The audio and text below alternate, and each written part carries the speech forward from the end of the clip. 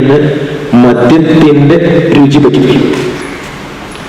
അന്ന് മുതല് പുള്ളി മദ്യപാനം തുടങ്ങി എന്റെ സാറെ മുക്കുടിയായി.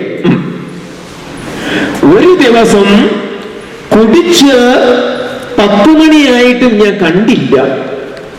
കാണാത്ത അവസ്ഥയില് എപ്പോഴെങ്കിലും വരട്ടെ എന്ന് ഓർത്ത് വാതിലടച്ച് ഞാൻ കയറി അകത്തിരുന്നു. ഒരു 11:30 ആയപ്പോഴത്തേക്കും പുറത്തുനിന്ന് സാറേ ഒരു വലിയ പാട്ട് കേൾക്കാം, തള്ളാട്ടിച്ചോട്ടറി എന്നൊക്കെ കേൾക്കാം തിരിയണില്ല. അദ്ദേഹം വന്നു. അപ്പോൾ വാതിലടച്ചിരിക്കുകയാണ്. വാതിലിൽ മുട്ടി. വാതിൽ തുറന്നതും എന്റെ മുടിക്കുത്തിന് പിടിച്ചിട്ടൊരു 3-4 ഇടി. എന്നിട്ട് പറയാ, അല്ലേലും എനിക്ക് അറിയായിരുന്നൂടി, നീ എന്നെ എപ്പോഴാ പുറത്തിറക്കി വാതിലടയ്ക്കാൻ നോക്കിയിരിക്കുന്ന എനിക്ക് അറിയാമായിരുന്നു. അതുകൊണ്ട് നീ എന്നെ പുറത്താക്കാൻ വേണ്ടിയിട്ടല്ലേ ഈ പണി ചെയ്തത് എന്ന് ചോദിച്ചിട്ടുണ്ടിട്ടി.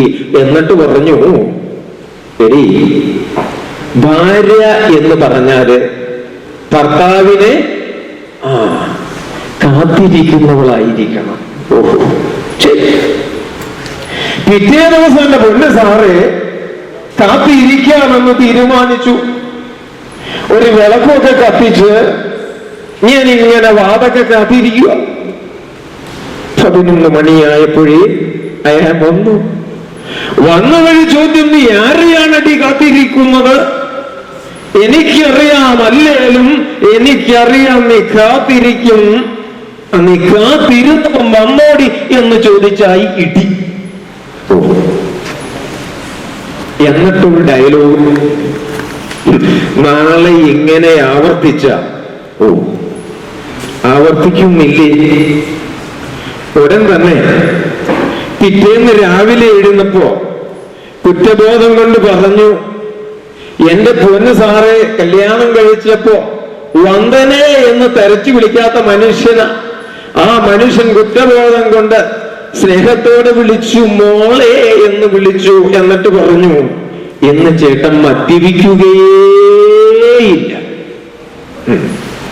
ഒരു കാര്യം ചെയ്യണം, നീ ഒരുങ്ങിയിരിക്കണം. ശരി, എന്റെ പൊന്ന് സാറെ ഒരുങ്ങാൻ തീരുമാനിച്ചു. പോയപ്പോ അദ്ദേഹം പറയാ, ഭാര്യമാരെങ്ങനെയുള്ളവർ? പൂമുഖവാതിക്കൽ സ്നേഹം വിരിയുന്ന പൂത്തിങ്കളാകുന്നു ഭാര്യ. നീ പൂത്തിങ്കളായേക്കാൻ തീരുമാനിച്ചു. ഞാൻ എന്റെ പൊന്നു സാറെ ടൗണിൽ പോയി 1 മുഴം മുല്ലപ്പൂവൊക്കെ മേടിച്ച് തലയിൽ ചൂടി ഭൂമുഖത്ത് കാത്തിരിക്കാമെന്ന് തന്നെ തീരുമാനിച്ചു. ഇത് ഞാൻ പട്ടണത്തിൽ എത്തിയപ്പോഴേ കേട്ടു, ഭാര്യ 1 മുഴം മുല്ലപ്പൂ മേടിച്ചു കൊണ്ടാ പോയേക്കണേ. ഭാര്യ മുല്ലപ്പൂ മേടിച്ചതിന്റെ സങ്കടം തീർക്കാൻ 1 പെഗ് അന്ന് കൂടുതൽ അടിച്ചു. എന്റെ പൊന്നു സാറെ, ഭാഗ്യത്തിന് അന്ന് 4 പേര് ചുമന്നോണ്ടാ വീട്ടിൽ വന്നത്. താങ്ങി പിടിച്ച് ഒരു പ്രകാരത്തിൽ കയറ്റി കിടത്തി. ഏതാണ്ട് കെട്ടൊക്കെ ഇറങ്ങി 12:30 ആയപ്പോഴേക്കും ഇയാള് തല പൊക്കിയപ്പോ ഞാനിങ്ങനെ മുല്ലപ്പൂവൊക്കെ ചൂടി ഉറങ്ങിക്കിടക്കുവാണല്ലോ. ഇങ്ങനെ പിടിച്ച് തടുത്ത ഇടി. ഈ 50-60 വയസ്സായപ്പോഴാണോടി നീ മണിയറ ഒരുക്കാൻ കണ്ടെന്ന് പറഞ്ഞാൽ എന്റെ പൊന്നു സാറേ ഇടി. നോക്കണേ, ശാരീരിക പീഡനം വരുന്ന വഴി. അപ്പോ ഇതെല്ലാം ശാരീരിക പീഡനത്തിന്റെ നിർവചനത്തിൽ വരുന്നത്.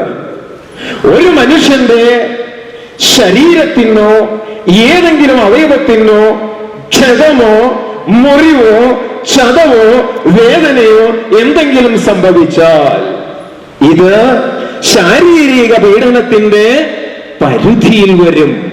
അപ്പോ ഗാർഹിക പീഡന നിരോധന നിയമത്തില് 1-ാമത്തെ ഭാഗം ശാരീരിക പീഡനത്തിന്റെ നിർവചനത്തിലേക്ക് വരും. ഇത്തരം പ്രവൃത്തികൾ ശാരീരികമായിട്ട് ഉപദ്രവിച്ചാൽ. അടുത്ത വകുപ്പിലേക്ക് കടന്നു വരുന്നു മാനസിക പീഡനം. മാനസിക പീഡനത്തിന്റെ പട്ടിക എടുക്കുമ്പോ ഒരിക്കൽ ഗീത ചേച്ചി പറഞ്ഞ ഒരു കാര്യമുണ്ട്. എന്റെ പൊന്നു സാറേ, എന്ത് പറയാനാ സാർ, എങ്ങനെയെങ്കിലും ഇതൊന്ന് പരിഹരിച്ചു തരണം. അദ്ദേഹത്തെ കൊണ്ട് ഞാൻ പൊറുതി മുട്ടിയിരിക്കുകയാണ്. എന്താ സംഭവം എന്ന് വെച്ചാല്, രാവിലെ എഴുന്നേൽക്കുമ്പോ ഇദ്ദേഹം ഒരു കാര്യം പറയും, എടി ഗീതയെ ചായ കൊണ്ടുപോവാ.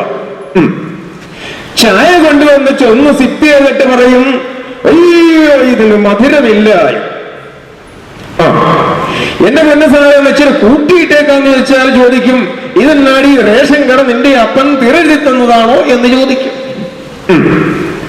എന്നാൽ ഇത് രണ്ടും ഒരു പരിഗണമായിട്ട് കൊണ്ടു ചെല്ലുമ്പോ ഇതെന്താണ് ഇവിടെ അടുപ്പില്ലാതെ ചിലപ്പോൾ ചൂട് ഉണ്ടാക്കാൻ പാടില്ലാർന്നോടി എന്നാകും ക്വസ്റ്റ്യൻ. ഇനി അതുമല്ല അല്പം ചൂട് കൂടിപ്പോയെങ്കിൽ പറയും, ഇതെന്നാളി ബാക്കിയുള്ളവന്റെ വായു മുഴുവൻ പൊള്ളിച്ച് മുണ്ടാണ്ടിരിപ്പിക്കാൻ വേണ്ടിയിട്ടാണോടി ഇനി ഇത് കൊണ്ടുവന്ന് എന്നാകും ചോദ്യം. ഞാൻ മടുത്തു എന്റെ പൊന്നു സാറേ.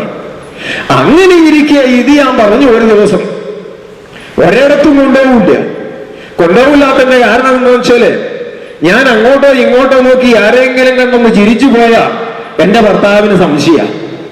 അപ്പൊ അതുകൊണ്ട് എങ്ങും പോണില്ല എന്ന് തീരുമാനിച്ചു. ഇയാളാണെങ്കിൽ ഒരു അന്തർമുഖനുമാണ്. ഇദ്ദേഹം പറഞ്ഞു, എടിഗീതെ നമുക്ക് ഒരു കാര്യം ചെയ്യണം.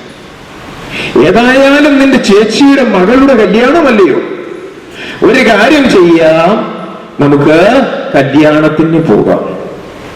കല്യാണമെന്ന് കേട്ട പെണ്ണല്ലേ ഒരുങ്ങുകയില്ലയോ? അയൽവക്കത്തുനിന്ന് കിട്ടാവുന്ന സാരി, കിട്ടാവുന്ന ആഭരണങ്ങളും എല്ലാം കടം മേടിക്കും. നല്ല ഒരുങ്ങി കെട്ടി ഗീത ഇറങ്ങി. ഇത് കണ്ടപ്പോഴേ പുള്ളിക്ക് ഒട്ടും ബോധിച്ചില്ല. എന്തെങ്കിലും ആയിക്കൊള്ളട്ടെ എന്ന് വിചാരിച്ച് കൂടെ കൊണ്ടുപോയി. ആണ്ടിലും കൊല്ലത്തിനും വല്ലപ്പോഴും ഒന്ന് ചെന്ന് കാണണമെന്ന് വെച്ച് ഇയാൾ അവിടെ ചെന്നൊരു കസേരയിലിരുന്നു. ഗീത കാണുന്നവരോടെല്ലാം കീറി ഹെഡ് ചെയ്ത് വർത്താനം പറഞ്ഞു ചിരിച്ചു ആടി കുഴഞ്ഞ് പുള്ളിക്ക് ഒട്ടും സുഖിച്ചില്ല. പുള്ളി നേരെ വീട്ടിൽ വന്നു. ഓ എന്തൊരട്ടമായിരുന്നു, എന്തൊരു കുഴച്ചലായിരുന്നു. ഗീത ഇത് മനസ്സിൽ വെച്ചു. ഒരു മാസോടെ കഴിഞ്ഞപ്പോ ഇയാള് പറഞ്ഞു, എടി ഗീത എന്റെ പെങ്ങടെ കല്യാണമാണോ അവരുടെ കല്യാണമാണ്, നമുക്ക് പോണം. പഴയ ചിന്ത ഇവിടെ ഇരിക്കുക. ഗീത ഒരുങ്ങിയില്ല. കിട്ടിയത് കൊണ്ട് കൂടിത്തിറങ്ങി. പുള്ളിക്ക് ബോധിച്ചില്ല. എന്നാൽ അവിടെ ചെന്നു പഴയപടി കെട്ടിയത് വേണ്ട എന്ന് തീരുമാനിച്ചു. അതും പുള്ളിക്ക് ഒട്ടും ബോധിച്ചില്ല. ഇവൾ ഒരിടത്തിരുന്നു. തിരിച്ചു വന്ന് കേറിയപ്പോ ചോദ്യം, ഓ എന്തൊരു പോസായിരുന്നു, എന്തൊരു ഗമയായിരുന്നു, നിനക്കെന്ത് വീട്ടായിരുന്നു. അന്ന് അവിടെ നീ എന്നാ കാണിച്ച് എന്നെ അപമാനിക്കാനല്ലേടി ഈ വേഷമൊക്കെ കെട്ടി നീ ഇറങ്ങിയത് എന്നായി. ഇത് തീരുമാനിച്ചു ഒരിടത്തും പോണില്ല. അങ്ങോട്ടും പോണില്ല, ഇങ്ങോട്ടും പോണില്ല. അമ്പലവും പള്ളിയും ഭജനയൊക്കെ ആയിട്ട് ഇരുന്നേക്കാം. ഒരു ദിവസം എന്റെ പൊന്നു സാറേ ഞാൻ ഇറങ്ങിപ്പോകുമ്പോ ഒരു സെക്കൻഡ് സാറ്റർഡേ അദ്ദേഹം ഒരു ചാരി കസേരയിൽ കയറി ദീപം എടുത്തിപ്പറ്റുകൊണ്ടിരിക്കണ ഞാൻ കണ്ടു. ഇരുന്ന് കഴിഞ്ഞ് അതും കഴിഞ്ഞ് ഞാൻ അമ്പലത്തിൽ ചെന്നിറങ്ങി. അമ്പലത്തിൽ നിന്ന് വെള്ളമൊക്കെ കഴിഞ്ഞ് വരുമ്പോ അയൽ വീട്ടിലെ പയ്യൻ ഓട്ടോറിക്ഷ എങ്ങോട്ട് ചേച്ചിയെ കയറിക്കോ, അവിടെ ഇറക്കി വിട്ടേക്കാം. ഈ ഓട്ടോറിക്ഷയിൽ നിന്ന് ഇറങ്ങുന്നത് ഇത് ഞാൻ കണ്ടോണ്ടായിരുന്നു. വീട്ടിൽ കയറിയപ്പോ നിന്റെ അമ്പലത്തിൽ പോക്കും കറക്കും. ഇപ്പോഴാണ് എനിക്ക് മനസ്സിലായത്.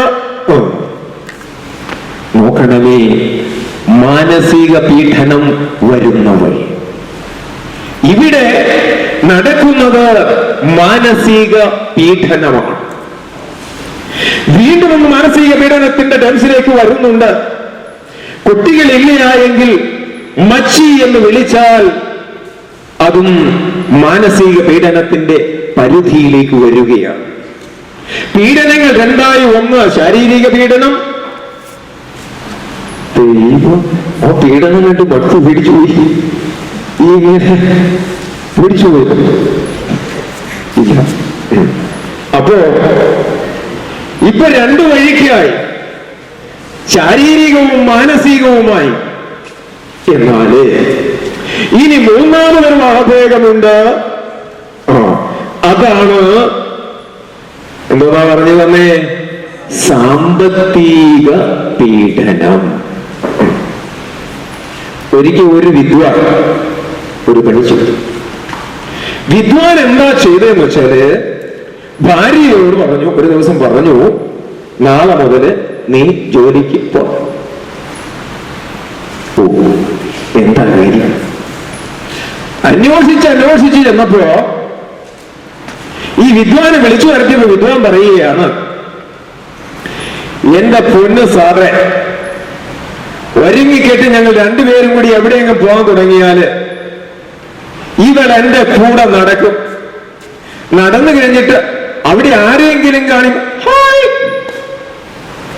ഏൻ കാണിക്കാത്തടത്ത് എന്തിനാ ഹൈ കാണിക്കണത്? ആരെങ്കിലും കാണിക്കുമ്പോ ചുമ്മാ വല്ലിടിച്ച് കാണിക്കുക. ഇങ്ങനെയൊക്കെ ചെയ്യുന്ന ഇവള് ഓഫീസിൽ പോയ എന്റെ സാന്നിധ്യത്തിൽ ഇത്രയും കാണിക്കുമ്പോ അവിടെ എന്തായിരിക്കും അവസ്ഥ? അതുകൊണ്ട് ഇന്ന് മുതലുള്ള പോട്ടെ. ഇവിടെ രണ്ടു തരത്തിലുള്ള പീഡനമാണ്. ഭാര്യയുടെ